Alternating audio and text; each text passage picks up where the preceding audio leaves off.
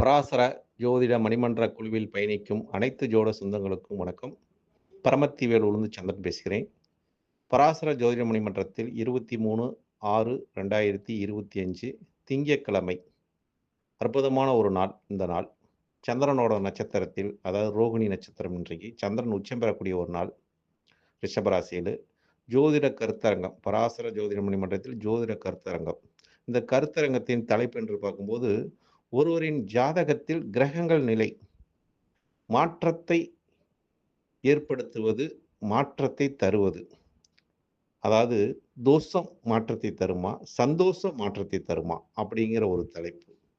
இந்த தலைப்புக்கு பார்த்தீங்கன்னா, இந்த கருத்தரங்கத்தின் நடுவராக ராசிபுரத்தை சேர்ந்த ஜோதிடர் சீனிவாசன் ஐயா அவர்கள் தலைமையை பொறுப்பேற்றுள்ளார். முதல் முறையாக பராசர ஜோதிட மணிமன்றத்தில் அவரை இந்த பராசர ஜோதிட மணிமன்றத்தின் மூலமாக வருக வருக என்று வரவேற்கிறேன்.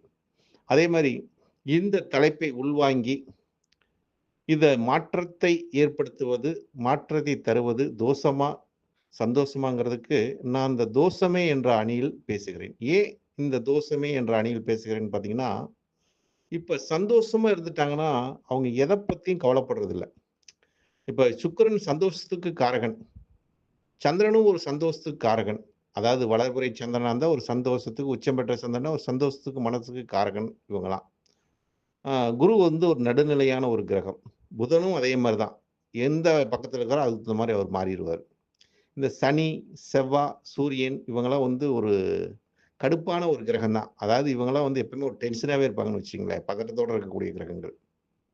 ராகு கேது அது வேற சந்தோஷம். அது ஒன்று ஆன்மீகத்தில் போயிடும், தெய்வ சந்தோஷத்தில் பக்தியில் முழுகிரும், இன்னொன்று போதையில் முழுகிரும். அப்படிங்கிற ஒரு சந்தோஷத்தை கொடுக்கக்கூடியது இந்த ராகு கேதுகள். ஏன்னா கேதுங்கிறது ஒரு ஆன்மீகத்தை குறிக்கக்கூடிய கிரகம். ராகுங்கிறது அது ஒரு மயக்க நிலைக்கு போகக்கூடிய ஒரு கிரகம். அதை நீங்களே புரிஞ்சுக்குங்க. அது மாதிரி இந்த மாற்றத்தை ஏற்படுத்துவதும் மாற்றத்தை தருவதும் இங்கே தான் விஷயமே இருக்குது. இப்போ ஒருத்தர் சந்தோஷமா இருந்தால் அவருக்கு மாற்றம் தேவையே இல்லையே. சந்தோஷமா இருக்கிறவங்க எப்பயுமே இருந்துக்கிட்டே இருக்கலாம், ஒரே மாதிரியே இருக்கலாம். அவங்களுக்கு மாற்றம் ஏற்படுத்துவதும் இல்லை, மாற்றம் தருவதும் அவங்களுக்கு ஜோதிடர்கிட்ட கூட போக மாட்டாங்க. ஒரு சந்தோஷமா இருந்தால் ஒரு ஜோதிடரோட பார்க்க போக மாட்டாங்க. அவங்க ஒரு நல்லாவே இருந்துட்டா ஒரு டாக்டர்கிட்ட போக தேவையில்ல, ஒரு வக்கீல்கிட்ட போக தேவையில்லை, எங்கேயும் போக தேவையில்லைங்க. நிம்மதியாக ஹாப்பியாக இருக்கிறேங்க அப்படின்னு ஒரு ஊட்டி கொடைக்கானல் போனால் போதும் அப்படிங்கிறதுக்கு தான். அது கூட போக மாட்டாங்க அப்படிங்கிற ஒரு தன்மையெல்லாம் இருக்குதுன்னு வச்சுங்களேன். அப்போ ஜாதகத்தில் இங்கே நான் கேட்டுக்கூடிய விஷயம் என்னன்னா, பொதுவான விஷயத்தோட ஜாதகத்தில் கிரகத்தின் தன்மையை வச்சு தான் இங்கே விளக்கி ஆகணும். அதாவது ஒருவரின் ஜாதகத்தில் கிரக நிலைகளை பற்றி தான் இங்கே பேச போகிறோம். அப்போ இந்த கிரக நிலைகள் மாற்றத்தை தருவது தோஷத்தின் மூலியமாக மாற்றத்தை தருவதா, இல்லை சந்தோஷத்து மூலியமாக மாற்றத்தை தருவதான்னு பார்த்தா, எந்தெந்த கிரகம் தோஷத்தை கொடுக்குதோ, இப்ப சனியும் சந்திரனும் சேர்ந்தா புணர்ப்பு தோஷம். இது மிகப்பெரிய ஒரு மாற்றத்தை கொடுக்கக்கூடிய கிரகம். செவ்வாயும் சனியும் சேர்ந்தா அது ஒரு தோஷத்தை தரக்கூடிய கிரகம். இது ஒரு மிகப்பெரிய ஒரு மாற்றத்தை கொடுக்கும். அதே மாதிரி சூரியனும் செவ்வாயும் சேர்ந்தாலும் தோஷம், சூரியனும் ராகுவும் சேர்ந்தாலும் ஒரு தோஷம். அப்ப இதெல்லாம் ஒரு பாவ கோள்கிறோம். அப்ப இந்த பாவ கோள்கள் தான் ஒரு பாவத்தை முறியடிக்கக்கூடிய ஒரு தன்மையை கொடுக்கிறதுன்னு வச்சுங்க, ஒரு வலிமையை ஏற்படுத்துகிறது என்ற ஒரு நிலைப்பாட்டை முன்வைக்கிறேன் இந்த பராசர ஜோதிட மணிமன்றத்தின் மூலமாக. எப்ப சனியும் செவ்வாயும் சேர்ந்திருந்தா அவங்க வேலையில் தொழிலில் நல்ல ஒரு கெட்டிக்காரத்தன்மையா இருப்பாங்கன்னு வச்சுங்களேன். அதாவது சனிங்கிறது எதையுமே ஒரு வேலை செய்யக்கூடிய ஒரு கிரகம். அதாவது தொழிலுக்கு காரகனே சனிதான். அந்த தொழிலுக்கு காரகனோட வீட்டில் போய் செவ்வாய் உச்சம் பெறுகுதுன்னு வச்சுக்காது, 10ஆம் இடத்துல போய் திக்பலம் பெறுவார் செவ்வாயெல்லாம். அப்ப அந்த இடத்துல உச்சம் பெற கொடுக்குறீங்க. அப்ப தொழில் ஒரு ஆரோக்கியமா இருக்கவங்க ஒரு தொழில் முன்னேற முடியும். அப்ப அந்த செவ்வாயோட பலம் வேணும் அப்படிங்கிறதுக்காக தான் சனியும் செவ்வாயும் சேர்ந்தா இது பாவக்கோள்கள் தோஷத்தை கொடுக்குமாங்க. ஆனா இதுதாங்க ஒரு மாற்றத்தை கொடுக்கும் ஒரு ஜாதகத்துல. சனியும் செவ்வாயும் சேர்ந்தா அவன் மிகப்பெரிய ஒரு தொழிலை பிரிச்சு மேயக்கூடியவனா இருப்பான். தொழில நல்ல ஒழுங்கு நிறைய பார்க்கக்கூடிய தன்மையா இருப்பான். அந்த ஜாதகத்தை நம்ம பார்க்கும்போது தொழில் நல்ல கெட்டிக்காரங்களா இருக்கக்கூடிய தன்மை இருக்கும். அதாவது தொழில் ஒரு ஒரு ஊர்ல இருந்து வேற ஊர்ல போய் வேலை செய்யக்கூடிய தன்மை இருக்கும். ஒரு தொழில நிர்வாகம் பண்ணக்கூடிய தன்மையா இருக்கும். அதாவது குடும்பத்தை நிர்வாகம் பண்றதோட தொழில நல்ல கெட்டிக்காரங்களா இருப்பாங்கன்னு வச்சுங்களேன். சனியும் செவ்வாயும் சேர்ந்து இருக்கிற ஒரு ஜாதகத்தை. அடுத்ததாக இந்த சூரியனும் இடுகதிர் கூடி நின்றால் ஜாதகருக்கு தோஷத்தை கொடுக்கும். அப்படிங்கிறது. அமங்கலி யோகத்தை குடுக்கும் அப்படிங்கிற ஒரு தன்மைலாம் இன்னைக்கு ஜோதிடத்துல சொல்றாங்க. அப்ப இந்த இடுகதிருங்கும்போது இப்ப அ அதாவது செவ்வாயும், சூரியனும் சேர்ந்திருப்பது ஒரு பெரிய ஒரு குற்றங்கிறவங்க. ஏன்னா, செவ்வாயோட வீட்ல தாங்க சூரியன் உச்சம் பெறுகிறது. சனியோட வீட்ல தாங்க செவ்வாய் உச்சம் பெறுகிறாரு. இந்த 2 கிரகம் சேர்ந்து இருக்கக்கூடாதுங்கிறாங்க. ஏன் அந்த வீட்ல உச்சம் குடுத்தாங்க அப்படிங்கிற ஒரு தன்மை வேணுமல்ல. இது 2 இருந்தா தோஷம் அப்படிங்கிறாங்க.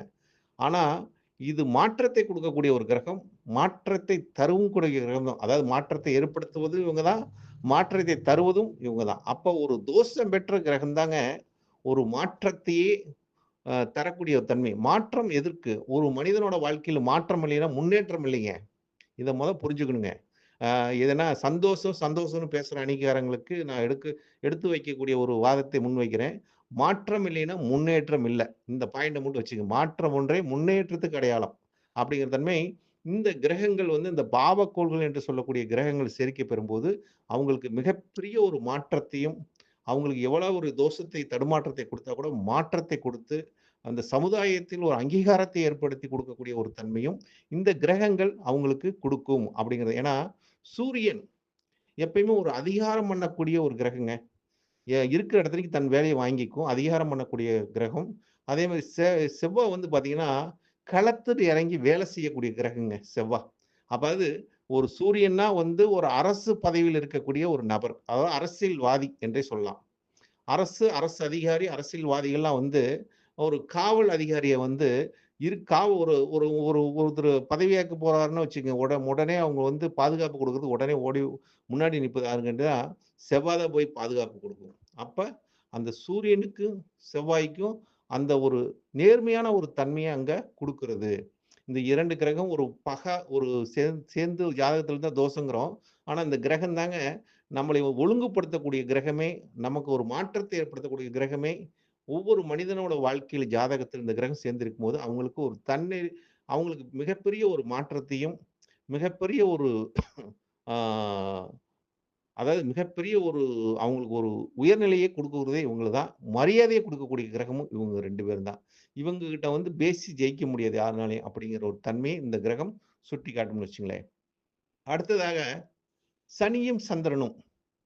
இப்ப சனியும் சந்திரனும் சேர்ந்தா புணர்ப்பு தோஷங்கிறாங்க. சனியும் சந்திரனும் சேரும்போது அங்க புணர்ப்பு தோஷம். ஏன் தோஷம்னு சொல்றாங்கன்னா, சனிங்கிற கிரகம் ஒரு மந்தமா இருக்குங்க. சந்திரங்கிற கிரகம் ஒரு வேகமா இருக்கு. இப்ப சந்திரன் உச்சம் பெற்றிருக்காரு. அவரு வேகமா பயணிக்கக்கூடிய ஒரு தன்மை. சனி மெதுவா பயணிப்பாரு. அப்போ இதுக்கு உதாரணத்துக்கு சொல்லப்போனா, ஒரு வாகனம் வேகமா போணும்னா, அதுக்கு ஒரு ஆக்ஸிலேட்டர் முக்கியம். அதாவது நம்ம ஆக்ஸிலேட்டர் அந்த வேகமா போகக்கூடிய தன்மைய அந்த சந்திரன் குடுக்குறாரு. பயணிக்கக்கூடிய அதனால தான் பயணத்த குடுக்கக்கூடிய கிரகம் சந்திரன். அது வேகமா போய் கண்ட்ரோல் பண்ணக்கூடிய கிரகம் எதுன்னு கேட்டீங்கன்னா சனி.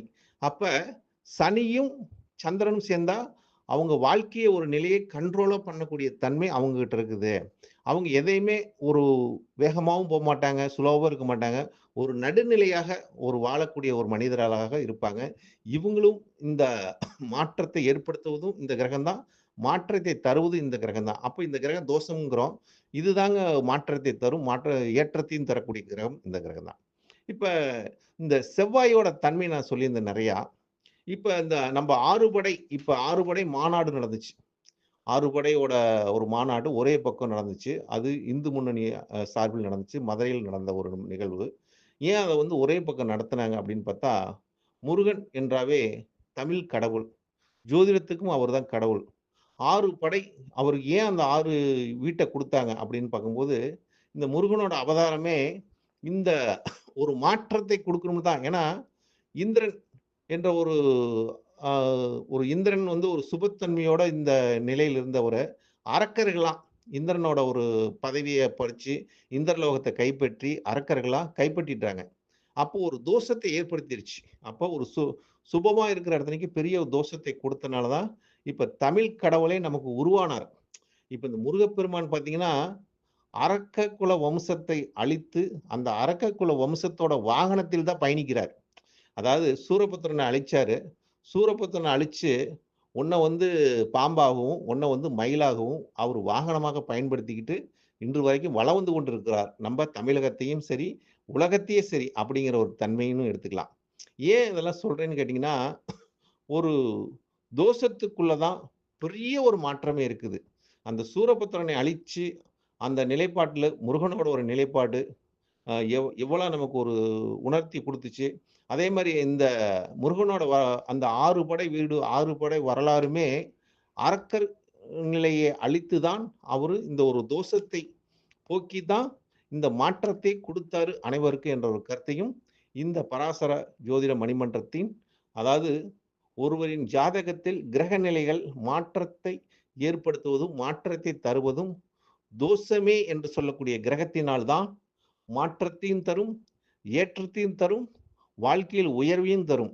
இவங்க தான் எல்லாத்தையும் தரக்கூடிய ஒரு கிரகமாக இருக்கும். அதனால தோஷம் அதாவது கஷ்டப்படுறவன் தாங்க வாழ்க்கைய உணருவான். ஒ இப்ப ஒரு மெயின் பாயிண்ட்ங்க. கஷ்டப்படுறவன் தான் வாழ்க்கைய உணருவான். சந்தோஷத்துல இருக்கிறவன் வாழ்க்கையே உணர மாட்டான். தன்னையே உணர மாட்டான் என்ற ஒரு கருத்தை முன்வைக்கிறேன். அதே மாரி இந்த தோஷத்தை தரும்போது தான் நமக்கு வாழ்க்கைக்கு ஒரு அனுபவமே கிடைக்கும். நம்மளோட வாழ்க்கை நிலை எப்படி வாழணுங்கிற ஒரு உண்மை நிலையை நமக்கு உணர்த்தி காட்டக்கூடியதே இந்த தோஷமே தோஷமே என்ற ஒரு கருத்தை முன்வைத்து விடைபெறுகிறேன். மீண்டும் எனக்கு ஒரு சந்தர்ப்பம் கிடைக்கும்போது மீண்டும் ஒரு வாய்ப்பளித்தா நிச்சயமாக என்னோட பதிவு வரும். வாழ்க வளமுடன். பரமத்தி வேலூர்ந்து சந்திரன்.